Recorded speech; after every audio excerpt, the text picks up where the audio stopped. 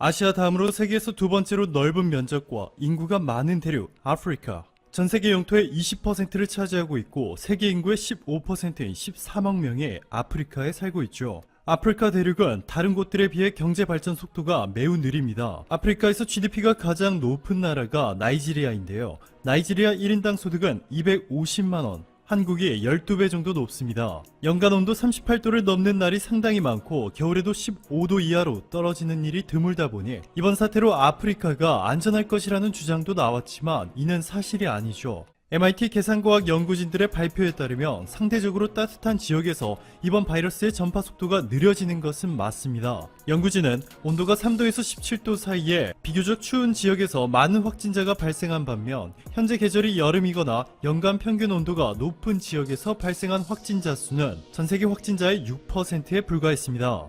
하지만 카심 부카리 MIT 교수는 이렇게 경고하고 있죠. 기온이 높아지면 바이러스 세력이 약해지지만 감염이 덜 이뤄지는 것은 결코 아니다 라고 말이죠. 남아공, 나이지리아, 알제리 등 아프리카 핵심 국가들의 현재 상황을 보시면 2월까지는 전혀 확진자가 나타나지 않고 있다가 최근 기하급수적으로 증가하였고 유럽연합의 재난위험관리지식센터가 위험관리 지수로 분석한 결과 세계에서 전염병에 가장 취약한 국가는 소말리아, 2위가 중앙아프리카, 3위가 남수단 등 상위권 대부분 국가들이 아프리카에 있다 경고했습니다. 영국의 BBC의 보도에 따르면 WHO는 아프리카가 중국, 유럽, 미국에 이어 네 번째 집단 발병 지역이 될 수 있다 경고하였고 유엔 관계자들은 이번 사태로 30만 명의 아프리카인들이 세상과 작별하고 3천만 명을 빈곤에 빠뜨릴 가능성이 높다. 자, 그런데 이렇게 위기에 처한 아프리카를 상대로 충격적인 행동을 보이는 국가들이 있습니다. 여러분들도 기억하실 겁니다. 프랑스의 TV 채널 LCI가 진행한 토론에서 파리 코챙 병원의 장폴 미라 실장이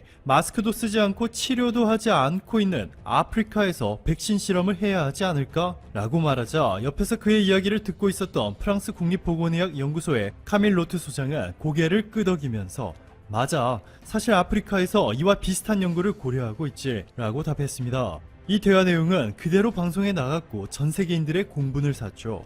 여기에 일본과 중국은 아프리카를 더욱더 가난하게 만들고 있습니다. 공식적으로는 원조를 해주는 것이라며 댐, 수도시설, 도로 등의 인프라를 건설해 아프리카 경제 발전을 돕는 것처럼 말하고 있지만 사실상 돈을 빌려주고 원금과 높은 이자를 받아 챙기고 만약 이들이 제때 갚지 않으면 토지나 항구 등의 사용권을 요구하는 경우가 심심치 않게 발생하고 있는 것으로 알려졌습니다. 세계적인 구호단체 옥스팜에 따르면 현재 중국과 일본이 아프리카에서 매매 중인 토지 규모는 영국 국토의 8배에 육박하고 있습니다. 특히 일본은 처음에 아프리카의 식량난을 해결해준다며 접근해 토지를 대규모 사들인 뒤에 약속과는 다르게 바이오 연료용 작물 생산을 주로 생산하고 오직 일부에서만 식량을 생산하고 있습니다. 그리고 이마저도 70%는 아프리카가 아닌 다른 국가로 수출하고 있죠.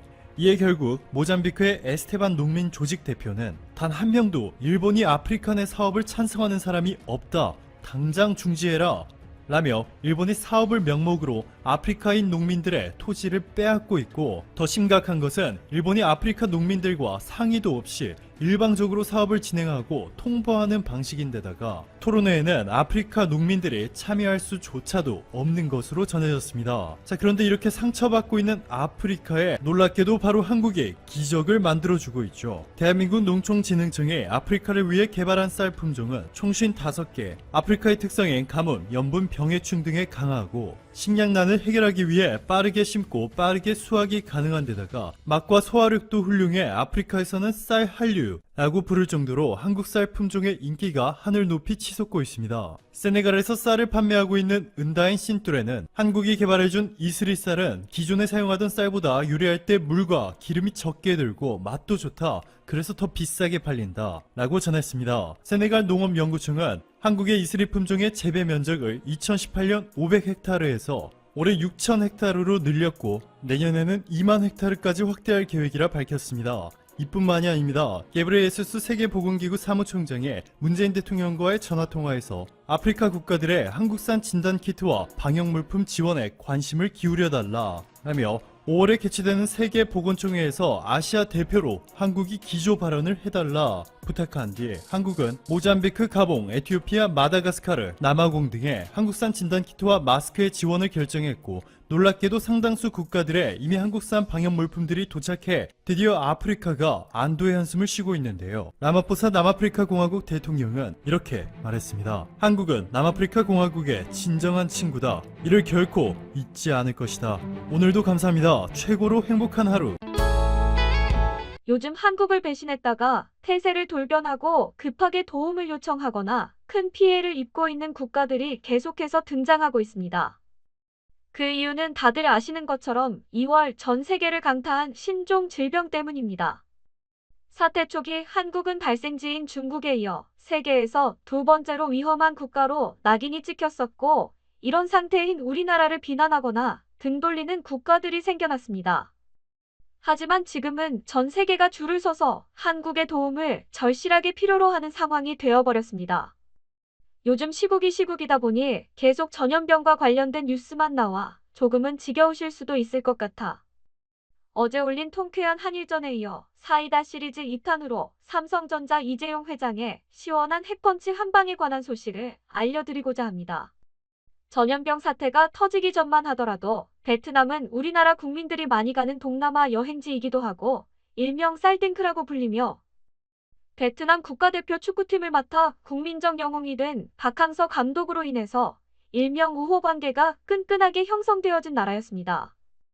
하지만 대구에서 출발해 비행기를 타고 다낭에 도착한 한국인 약 20명으로 인해 갑자기 베트남 현지인들이 태극기에 바이러스 문양을 새기고 우한이 아닌 한국에서 바이러스가 퍼지기 시작한 것이라며 조롱과 비난을 하기 시작했습니다. 베트남 페이스북 페이지에 올라온 이 사진 한 장에는 몇천 개의 댓글이 달리며 현지인들의 일명 한국 혐오 분위기가 형성되기 시작한 것입니다. 그렇게 한국을 조롱하던 베트남에게 시원한 사이다 한 방을 날린 건 다름 아닌 삼성의 이재용 회장입니다. 최근 삼성이 주력으로 생산하고 있는 프리미엄 스마트폰 베트남 현지 생산 계획을 철회하고 아예 백지화해버렸기 때문입니다. 물론 이재용 회장은 기업의 오너이기 때문에 국가적인 정의 구현이라기보다는 당연히 기업의 이익을 우선시하여 이런 결정을 내린 것이지만, 결과적으로는 한국을 조롱하고 무시하던 베트남에게 국가적인 충격을 안겨주게 되었습니다. 현재 구미 사업장에서 생산 중인 프리미엄 휴대폰은 사태 초기에 경북 지역을 중심으로 워낙 상황이 안 좋게 흘러가다 보니 생산 물량을 감당할 수 없게 되었습니다. 그래서 일부를 베트남으로 돌려 공급을 채울 생각이었지만 이 계획을 전부 백지화하게 된 것입니다. 베트남의 경우 삼성이라는 기업 하나가 국가 경제에 미치는 영향이 굉장하고 국가적 수익 역시 밀접한 연관을 가지고 있습니다. 때문에 이번 이재용 회장의 결정은 베트남 경제와 국민 소득에 있어서도 영향을 끼쳤다고 할 수 있습니다. 한국의 선진 대응 시스템으로 인해 사태 초기와는 전세가 역전되어 오히려 한국이 제일 안전한 나라가 되었고, 해외 공장들은 사태가 더욱 심해져서 베트남의 경우에도 삼성이 철수를 결정하게 된 것이죠. 처음 베트남으로 생산 물량 이전이 결정되었을 때 구미 시민들은 당연히 지역 경제에도 큰 영향이 있기 때문에 분위기가 침체될 수밖에 없었지만, 삼성전자의 이번 결정으로 다시금 미소를 되찾게 되었다고 합니다. 오늘은 특별히 이러한 뉴스와 관련하여 우리나라 국민들의 통쾌한 국내 반응을 모아보았습니다. 아무리 표현의 자유가 있다 하더라도 어디 대한민국의 얼굴인 존엄한 태극기에 장난질을 하다니. 일단 그 사람부터 찾아서 처벌해야 한다. 크게 한 방 먹어봐야 입이 쑥 들어갈 것이요. 먹을 게 없어서 고수만 씹어봐야 정신을 차리지. 베트남은 한국과 베트남 전쟁 그리고 국제결혼 문제로 인해 사이가 좋지 않습니다. 차라리 베트남은 한국 기업이 아닌 일본 기업에 목매는 게 이득일 듯합니다. 정말 오래간만에 속이 후련하네요. 이번 사태가 한참 심각할 때 매정하게 등 돌리는 것 보고 너무 속상했는데 앞으로도 삼성만 쓸게요. 항상 응원합니다.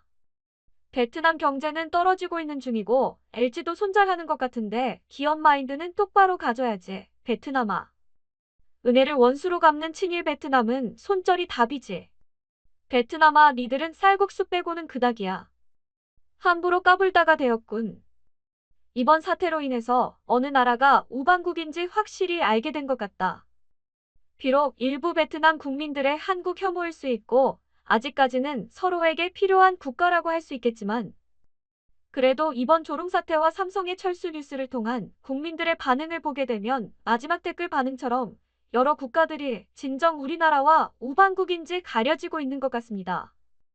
그래서 그런지 전염병이 완전히 해결되었을 때 한국 외교에 있어서 어떤 변화의 바람이 불어올지 궁금하기도 합니다. 영상 시청해주셔서 감사드리며 여러분들의 구독과 좋아요는 더욱 양질의 콘텐츠를 만드는데 큰 도움이 됩니다. 그리고 알고 싶은 해외 반응이나 뉴스가 있다면 편하게 댓글로 남겨주시면 적극 반영하도록 하겠습니다. 감사합니다.